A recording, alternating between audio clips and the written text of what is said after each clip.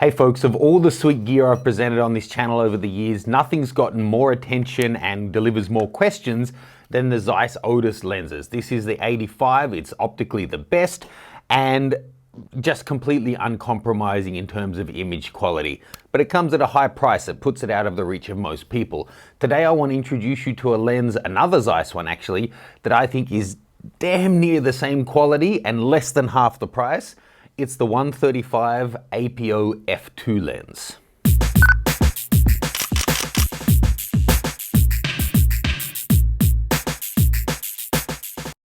So folks, I appreciate that, this isn't a bargain basement lens. It's only when compared to the OTUS that it seems so cheap, and for value for money though, it's exceptionally good.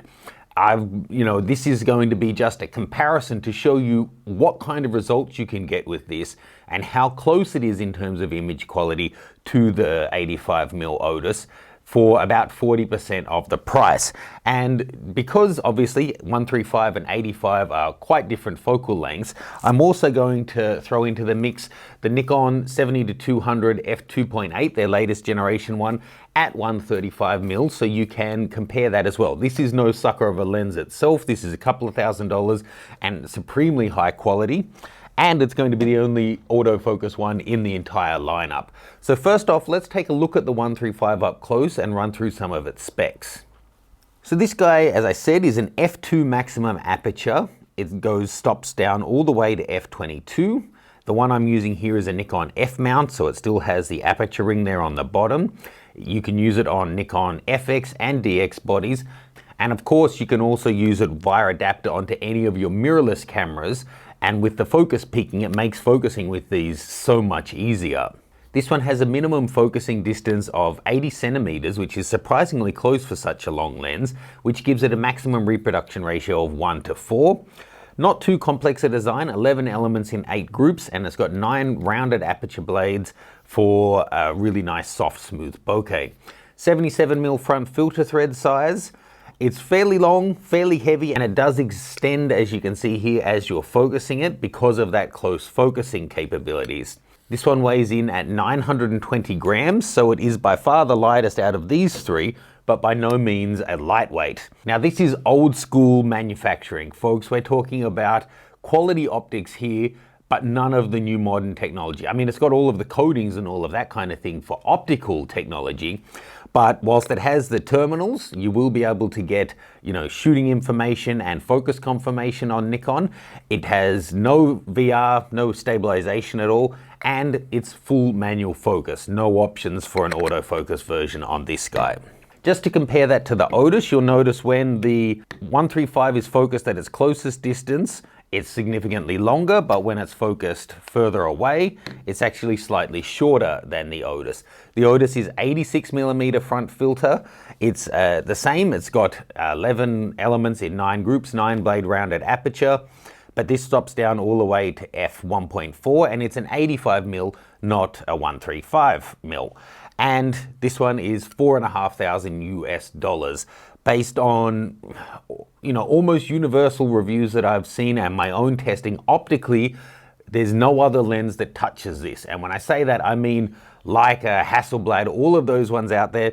This is just unbelievably uncompromising. The contrast, sharpness, all of those aspects that us nerds, get off on, it's absolutely peerless. But I want to see just how close. Having looked at images taken with the two of them, I know they're close, but I've never done them exactly head to head. So let's do that.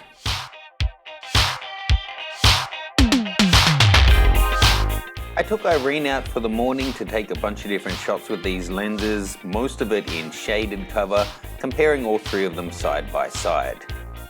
So using the 135, it's just lovely. At f2, it's really difficult to get focus though, even with Irene being nice and still, you really have to be careful with it. But the focus ring is just so smooth and you have a huge amount of play there that it makes minute adjustments not too tricky. Let's see how it compares to the OTUS. Really so much fun shooting with each of these lenses. Irene's a great model and the way you need to use these is quite different, so you need someone a bit patient as you're working your way through. So the 135, it's really nice to shoot with. I gotta say, if you're ever thinking about manual focus and how difficult it is, if you've only used autofocus lenses to manual focus, you're missing the point. This and the OTUS both are made to manual focus, and it's not that hard. It's not as easy for sure as having autofocus, but as you get better at it, and if you've got a subject that isn't moving, it's not too difficult. On the back of the screen, I can see a clear difference between the two Zeiss lenses and the Nikon. Keeping in mind, this is already a fantastic performing lens, but let's take them inside and see how they look up close. So I've put the metadata on screen here for you so you can see what we were using and at what aperture. Here we are with the 135 wide open, and it's remarkable. It's really only the OTUSs that are like that sharp wide open. Here we go, stopping it down to f2.8.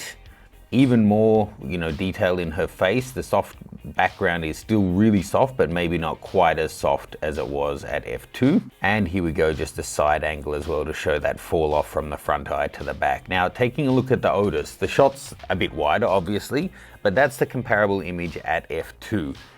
Going in, it's ridiculous. It's so detailed. But I don't know if there's that much more actually than the APO, than the 135. Taking a look at it at f1.4, that's where the OTUS really becomes remarkable, because nothing is that sharp at 1.4. At f2 to f2, it may be slightly sharper than the APO, but that's because it's been stopped down by one stop. By f2.8, they're both really comparable. And then here we go with the 70 to 200 at 2.8. Going in close, you can see it's a really nice lens, but it's just not in the same ballpark as these guys. So I just got a slightly different variation on angle. Here we are with the 70 to 200, beautiful soft background. She's lovely and crisp. Here we are with the Zeiss at 2.8. Again, just look at how much detail there is in there. It's ridiculous. Here we are with the Zeiss at 1.4. Again, if you nail the eye, it's just incredible. And then there we go at f2.8. It's a remarkable lens. So we got some with a bit more distance between us to see what it can do to the wooded background. That was the full shot. All of them were shot as portrait orientation, but then I'm cropping them in to get a tight shot like this one. So here we are, this is the OTUS at f2. Here we are with the 135 at f2. And again, just look at the detail in there. It's remarkable. I think I've said remarkable 50 times today. There it is at f2.8, and the background's still just so creamy. Remember, this was taken from a shot this wide, okay? To get that much detail, we're already pretty much at 100% crop. And here we are with the 70 to 200. Again, a lovely result, but it's not at that same league. I actually found overall the 135 is easier to manual focus than the 85. The 85 has an incredibly long and smooth and precise focus ring, and it's absolutely lovely. And in some situations, it makes it a piece of cake. But in others, being in closer with the 135, I found I could really get the eye in focus. When, in certain situations, there wasn't much of a difference, but when it was that little bit further away, I couldn't exactly see with my eye if her eye was in sharp focus. And I found myself missing more shots with the OTUS, whereas the 135 being that much closer in, I was able to get it. Now, yes, of course, you can just take the steps forward and get them with the 85. That's totally true. And yes, of course, the 70 to 200 made a piece of cake of it. Of course, you still want to calibrate your lenses for best focus. Link to how to do that in my caption below as well. So look, this video was really just to show you that I think the Zeiss is an underappreciated lens. The 135, it's sublime build quality, and as you just saw, the image quality is really right up there with the OTUS. I don't think it's quite at that same level, because to be able to do that at f1.4 is just something ridiculous and remarkable and really quite peerless. At f2, they're close, but I think the OTUS still has it. And then it's just up to you, that last few percent. Is it worth the extra premium? And for those of you who have the money, then yes, it may absolutely be worth a premium to you. 4,500 and around 2,000. It's a big difference. and the image quality is not a big difference. You can clearly, in a lineup, pick out which was the 70-200. Whilst it's fantastic, it's not at their level, which is just funny to say, because in most comparisons, you're putting the 70-200 in against other lenses, and it comes out on top. So I hope you enjoyed that one. Let me know what other lens comparisons you'd like to see. I hope you've liked this, revisiting the kind of videos I used to make. If you haven't got your head around lenses and different gear specs and that kind of thing, check out my new series, Kickstart Your Photography. It's a 6-month guided education online system with every week you get a new video tutorial, assignment, and quiz, and you're part of a community where everyone's going through learning about all of the exposure variables and all of the gear and how to make great images. So check that out. The link's in the caption below for that as well. Thanks guys, I'll see you soon.